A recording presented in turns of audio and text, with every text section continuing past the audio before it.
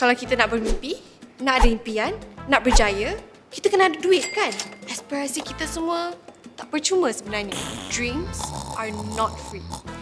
Or can it be? Kalau kita nak berjaya, apa yang kita kena ada? Kita kena berani, berada atau berwawasan?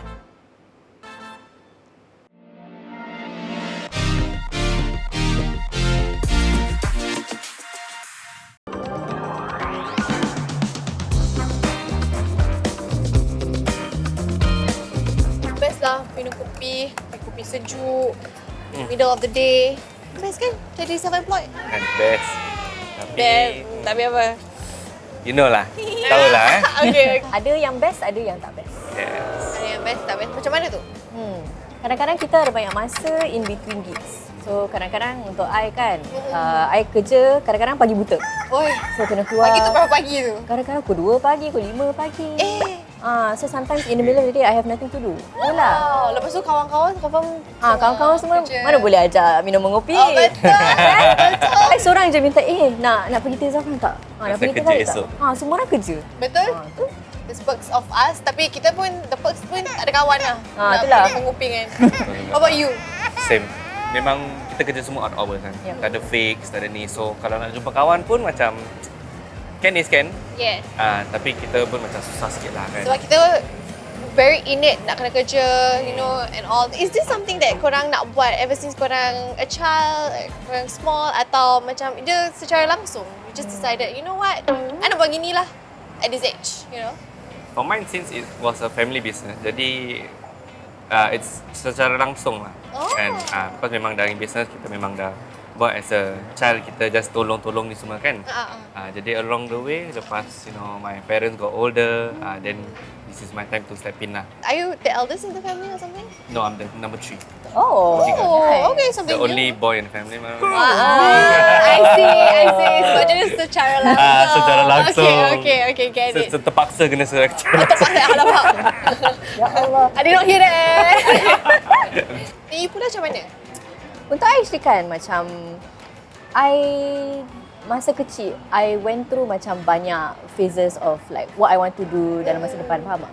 So macam as a kid I nak jadi guru, habis masuk secondary school I nak jadi journalist. Wow. So suddenly lepas O-level I macam tak tahu pula I nak buat apa. You know like Yeah, I betul. betul-betul macam hilang, tahu tak? And then I jatuh dalam macam alam seni, faham tak? And in particular macam alam teater, alam performance. I really macam jatuh cinta lah dengan seni. Jatuh cinta. Wow, that's a strong word, no? I think is like the best way untuk macam describe it. Pasal macam untuk I kan, kalau you tak jatuh cinta dengan macam seni or the thing that you are doing, then honestly might as well you tak buat. I really macam went deep into macam alam teater. I think I should be here. For you yourself, you punya secara langsung, you took on your family business. But you tahu tak macam mana your mom atau yang baru start the business, how did they go about and what's the planning process? Untuk kakak saya, because diorang pun ada bisnes sendiri. Jadi bila diorang started off the business, they started off buat macam flea market kat bawah blok macam gitu. So okay. rental bukan yang mahal lah. Maybe bayar macam 60-50 satu hari kan. So that's when they start to build dia punya rapport. Then lepas tu, then they start pergi untuk event-event ni semua. Bigger event, jual online. So that was sebelum COVID lah. So diorang dari kecil, diorang dah start. Mak saya memang tolong diorang lah. So start diorang jual baju-baju. Jual baju-baju dan apa kan. Dapat duit sikit kumpul. Then lepas tu, mak saya macam, okay, macam mana you try jual bag lah. Okay. Macam lace bags ni. Yeah. Okay. Then diorang start jual, orang suka. They start building diorang punya customer base. Then alhamdulillah over the past few years diorang memang naik lah dia punya business. Diorang pernah ada featured on Suria and things like that. So they all do interesting. online lah. Jadi So keluarga you macam dah ada darah berniaga lah. in a way lah, in a way. Yeah, I think Macam so. like dah lama. It's in dah my kan? blood gitu.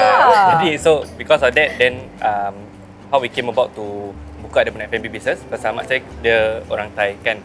Jadi makanan dia satu family suka. Jadi kalau pakcik saya dia kata, kalau jual macam mana? Dia confirm orang beli. Jadi itulah kita start. Jadi that was in tahun 2014. Wow, way back. Okay. 2014 kita start. So memang start dari rumah lah. Untuk family hari raya gitu kan. Buat okay. catering. Baru kita start explore buat event ni semua lah. Jadi you pula macam mana? Do they support you in that term? Actually macam tricky sikit sebab my family is very macam suka ikut tradisi lah. So diorang macam very conventional and initially diorang macam tak faham macam mana nak freelance, faham tak? Oh, okay. So diorang nampak freelance diorang macam like alah kenapa ni tak kerja tetap, tak Very boleh. traditional mindset lah. And yeah, Macam mana nak buat duit that way kan? so macam strange lah sebab my bapa actually earns a lot more than me lah obviously. Okay. So like my keluarga semua macam like when are you gonna macam dapat macam kerja yang tetap, faham tak? So They don't consider freelance as kerja tetap or even a kerja, Yes, right? actually I macam sedar that like I don't really macam how to say, I tak perlulah macam my mak bapak punya macam approval Betul. untuk Okay, kita tak lama cakap betul but like okay. Okay, in case. and macam you know when orang semua dengar macam ni macam orang macam macam sedihnya macam like you know your parents tak support, tapi actually macam they are just old fashion, faham tak? Betul, ya, It's not ya, that ya, dorang ya. macam like oh you tak boleh kerja freelance. I tengah kerja freelance. I'm still doing it, you know. Dorang bukan je Yeah. haramkan lah kan. Tapi dorang just macam they need time to macam fahamkan I buat apa and like to macam fahamkan like actually this is a career path yang macam actually ada duit. Yeah. Ada macam ada banyak opportunities. Bila you dapat tunjuk hasilnya, that's where orang macam oh okay, actually anak I actually doing a great job, you know. And freelance is a thing. And macam like makin lama macam dorang macam slowly tengah macam fahamkan like okay, actually that's like great. you're building your portfolio and dorang macam boleh nampak like I buat macam banyak projects lah and I've worked with pretty big clients also. So macam like bila dorang nampak macam tu macam okay lah, boleh nampak lah like this is your hasil. This is your macam all your macam hard work. Wah, you go girl, let's go. Yeah. Okay. Because you put it on social media and macam people always glorify, people think that it's senang to open up a business. Do you think it's senang to put it on social media? Not at all. It's the hardest thing lah, kira-kira paling susah. Sebenarnya sebelum I masuk into this business industry, memang sama lah, I had that thought kan macam sini senang nak buat, marketing post gambar je kan. That was my initial thought also juga. But the moment when I came into that, I realised dia memang ada banyak-banyak factor. Okay. There's like ada marketing, finance, administration, management, logistik. Okay. And kalau satu orang handle semua ni memang susah lah. And kalau let's say I post up macam those like collage ke apa kan, orang fikir macam ni senang, but we have to think yang the app yang kita pakai, is it paid ke tak paid, the kind of content that we have, gambar semua lawa ke tak lawa, we have to make sure copyright ni semua tak ada. Copyright ya Allah. So there's a lot of factor, and then caption tu macam mana, how do we capture the audience? Yeah, like to So there's a lot of thoughts that came into it, and tu pun kalau let's say if you want to do like macam taruh kat story like during the event macam live update macam gitu kan, tu pun susah sikit pasal you kena buat kerja, you have to man the store kan. To man the store, kena buat marketing. Betul. Dan kalau ada orang nak tanya pasal ni, cause ada orang yang datang macam buat event, saya buat event ni, saya tu beban diorang. Yes. So there's a lot of factor. So orang, whenever I post, I say it's a successful event kan, 90% of it biasanya is really hardship. Yes, definitely. Super tiring. Yeah. It's the whole process, the whole thing macam like satu hari korang from pagi sampai malam tau. You know, to do that whole thing, and also in a way macam to consistently post on social media. Personally, I pun rasa susah. Memang susah. Because kadang-kadang you tengok macam alamak, nak post apa ada tak ada apa-apa nak post. Macam mana ni? Even for business, right? Yeah. Kita macam pakai banyak topi. Kita kena post kat Instagram, kita kena macam market diri sendiri lah, kena jadi accountant sendiri lah. Betul. So I macam really resonate with you lah bila I dengar you macam like pergi sana pergi sini buat Instagram lah, bermasak lah tu lah ni lah.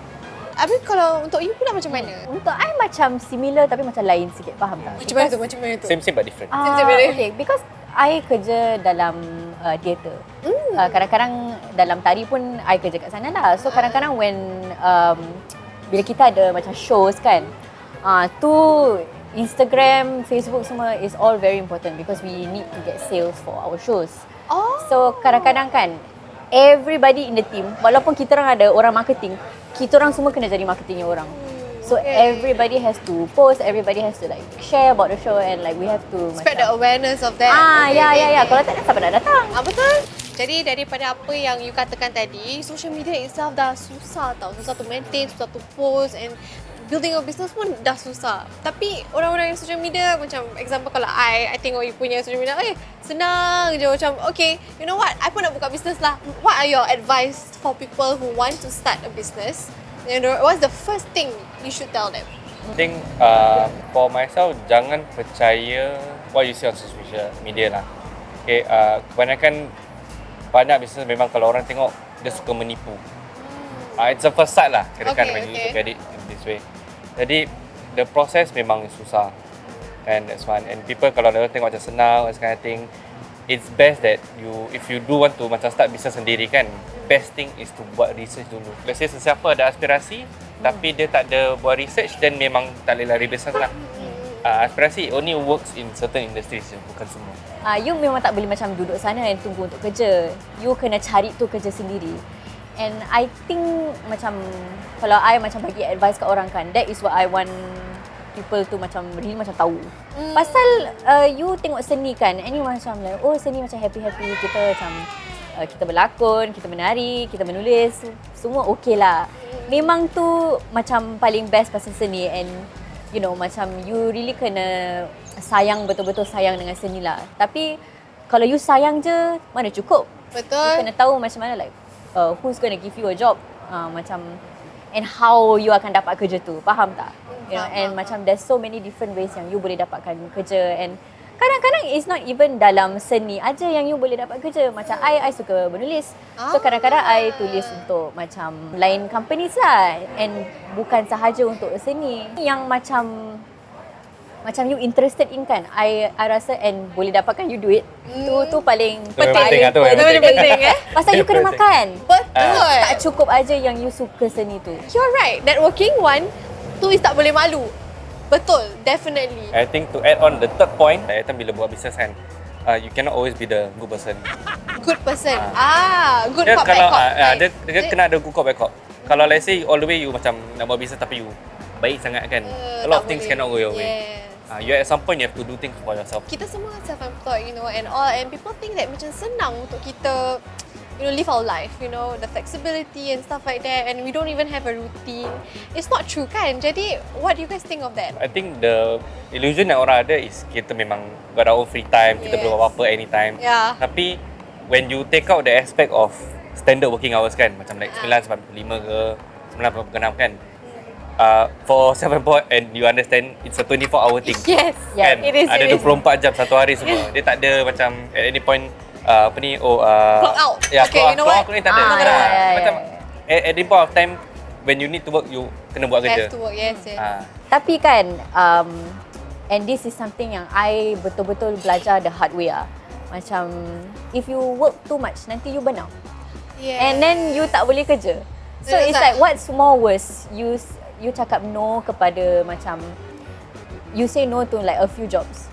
And then tapi but then you say yes to everything, nanti you penat, you can't even get up sometimes. Yeah. Faham tak? Untuk I macam people need to know lah pasal nak jadi self-employed. Faham tak? I totally understand. I betul-betul faham. I work for like a month straight. I full tau, pack. Lepas tu the next month like, alamak, like I cannot even work at all. Yes, kita kena hustle. Tapi kita tak payahlah hustle sampai mati, faham tak? Kan? Jangan ke situ. Mati lain pula. Wow. Dari apa yang korang kata and plus apa yang korang dah share dengan I think kita kena berani berwawasan dulu, barulah kita boleh jadi orang yang berada. Betul tak? Yalah, betul lah. Betul. Dan ni tadi bil belum bayar kan? Siapa nak bayar? Okay, cepat. Bayarkan lah. Dah. Nanti kalau you dah berada nanti boleh bayarkan balik lah. Tapi you yang ada business, jadi you yang berada sekarang. You yang kerja F&B apa? Alright. Okay, cepat. Okay, ni round ni lah. Round ni. Okay. Scissors, paper. Aku Lambat start. sangat. Okay, scissors, paper.